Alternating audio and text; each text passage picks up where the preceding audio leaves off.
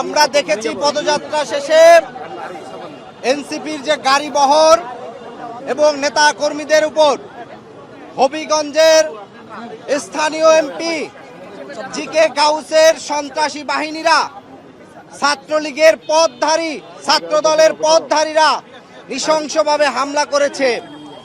হামলায় এনসিপির মুখ্য সংগঠক সার্জিস আলম সহ এবং প্রায় 10 জনের অধিক নেতাকর্মী আহত হয়েছে। সেই আহতর প্রতিবাদে এনসিপি ঢাকা মহানগর দক্ষিণ এবং ঢাকা মহানগর উত্তরের উদ্যোগে তাৎক্ষণিক এই বিক্ষোভ মিছিল হয়েছে। বিক্ষোভ মিছিলে উপস্থিত আছেন জাতীয় ছাত্র শক্তির কেন্দ্রীয় সাধারণ সম্পাদক ছাত্রনেতা আবু বাকের মজুমদার, উপস্থিত আছেন জাতীয় যুব শক্তির আহ্বায়ক সভাপতি অ্যাডভোকেট তারিকুল ইসলাম এবং ঢাকা মহানগর দক্ষিণের আহ্বায়ক জনাব ইসাক সরকার। আমরা হবিগঞ্জের এই হামলার তীব্র নিন্দা জানাই। একই সাথে অতি দ্রুত ভিডিও ফুটেজে স্পষ্ট যেসব সন্ত্রাসীদের চেহারা দেখা যায় তাদেরকে অতি দ্রুত আটক করতে হবে।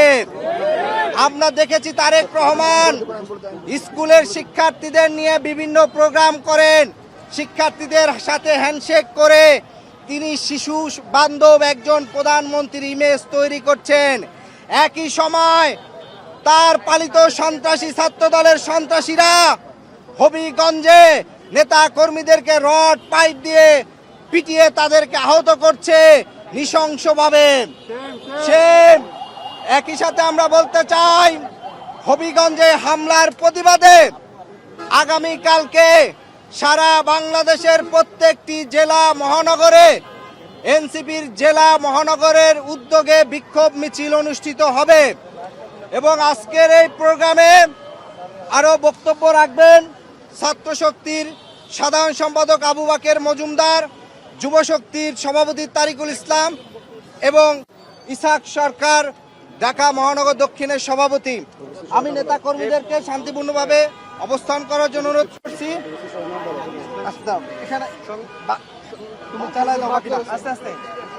বন্ধুগণ, এই পর্যায়ে বক্তব্য রাখবে জাতীয় ছাত্র শক্তির সংগ্রামী সদস্য সচিব আবু বাকের মজুমদার।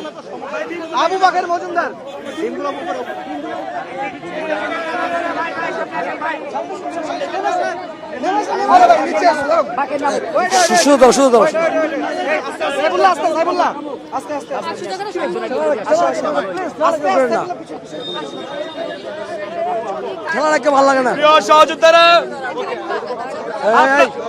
আপনারা জানবেন আজকে হবিগঞ্জে এনসিপির উপর এনসিপি নেতৃবৃন্দ সহ সেইখানকার যারা আমাদের জনসমর্থক আছে তাদের উপর বিএনপি সন্ত্রাসীরা হামলা করেছে।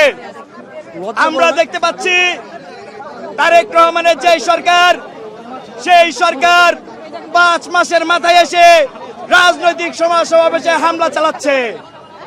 খুবই দুঃখের সাথে জানাতে হয় আমরা যে ফ্যাসিবাদী আমল দেখেছিলাম সেই আমলে আওয়ামী লীগ ভিন্ন রাজনৈতিক দলের কর্মসূচিতে হামলা চালাতো। আজকে সেই হামলা তীব্র নিন্দা এবং প্রতিবাদ জানাচ্ছি। বন্ধুগণ, আমরা যে কাগজের স্বরাষ্ট্রমন্ত্রী দেখছি, এই কাগজের স্বরাষ্ট্রমন্ত্রী সালাউদ্দিন, উনার আমার মনে হচ্ছে আগামী 6 মাসের মধ্যে প্যান্ট খুলে যেতে পারে।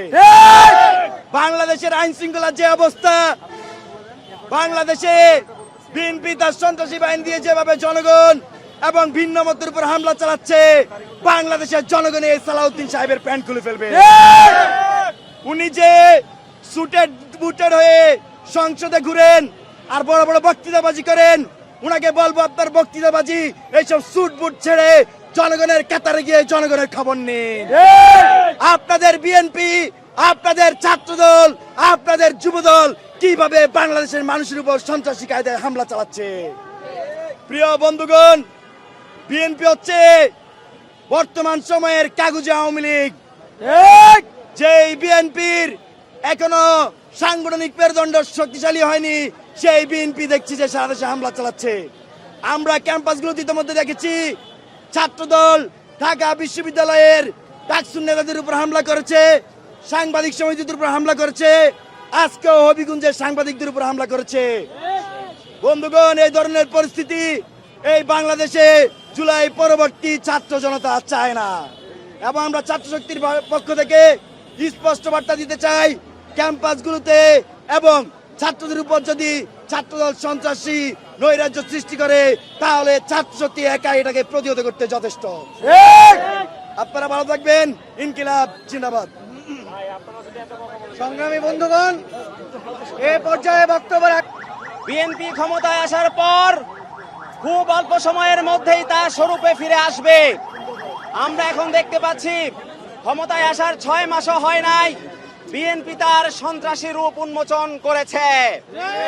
আজকের এই হামলার মাধ্যমে প্রমাণিত হয় বিএনপি জুলাই বিপ্লব থেকে কোনো শিক্ষা নেয় নাই, বিএনপি আওয়ামী লীগের ফ্যাসিবাদ থেকে কোনো শিক্ষা লাভ করে নাই।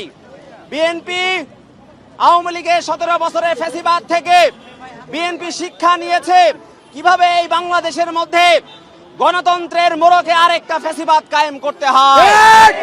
আমরা ভেবেছিলাম বিএনপি আওয়ামী লীগের পথে না হেঁটে প্রাতিষ্ঠানিক সংস্কারের দিকে হাঁটবে, বিএনপি প্রাতিষ্ঠানিক দখলদারিত্বের দিকে না হেঁটে প্রতিষ্ঠানগুলোকে শক্তিশালী করবে।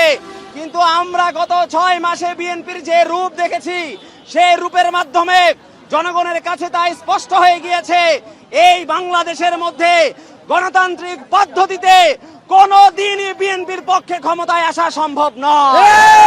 বিএনপি যখন বুঝতে পেরেছে এই বাংলাদেশের মধ্যে বিএনপির আদর্শিক কোনো অবস্থান নেই, তখন থেকেই বিএনপি এই বাংলাদেশের প্রত্যেকটি প্রতিষ্ঠানের মধ্যে দলীয় লোক নিয়োগ করা শুরু করেছে।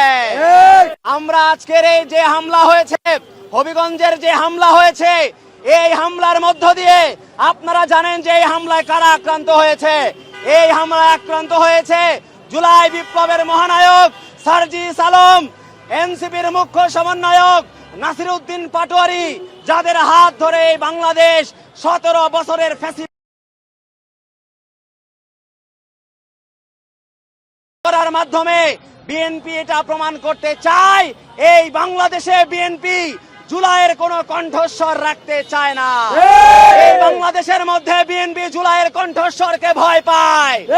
এই বাংলাদেশের মধ্যে বিএনপি তরুণদের কণ্ঠস্বরকে ভয় পায়। এবং এই হামলার মধ্য দিয়ে এই বাংলাদেশ আবারও দেখেছে বাংলাদেশ আবারও বিএনপির কালো যুগে পদার্পণ করেছে। আমরা বিএনপিকে হুঁশিয়ার করে বলে দিতে চাই, আপনারা যদি নিজেদেরকে না শুধরান তাহলে কিন্তু আপনারা 5 বছর লাগবে না, 1 বছর আপনারা বাংলাদেশের তরুণরা জাগ্রত আছে, আমরা জাগ্রত আছি। আমরা রক্ত থাকতে জীবন থাকতে জুলাইয়ের আকাঙ্ক্ষা বাস্তবায়ন করব। সেজন্য যে কয়টা বিএনপিকে ক্ষমতা থেকে হটাতে হয় আমরা সেই কয়টা বিএনপিকে ক্ষমতাচ্যুত করব। তাই আমরা আজকের এই সমাবেশ থেকে আমাদের ভাইদের উপর যারা হামলা করেছে তাদের দৃষ্টান্তমূলক শাস্তি এবং গ্রেফতারের দাবি জানিয়ে আমার বক্তব্য শেষ করলাম। ইনকিলাব ইনকিলাব জিন্দাবাদ জিন্দাবাদ। আমার ভাইয়ের উপর হামলা কেন? ভাইয়ের উপর হামলা কেন? সার্জিস আলম আহত কেন? পাটোয়ারি আহত কেন? হবিগঞ্জে হামলা কেন? হবিগঞ্জে হামলা কেন? হবিগঞ্জে হামলা কেন? সবাইকে অসংখ্য ধন্যবাদ।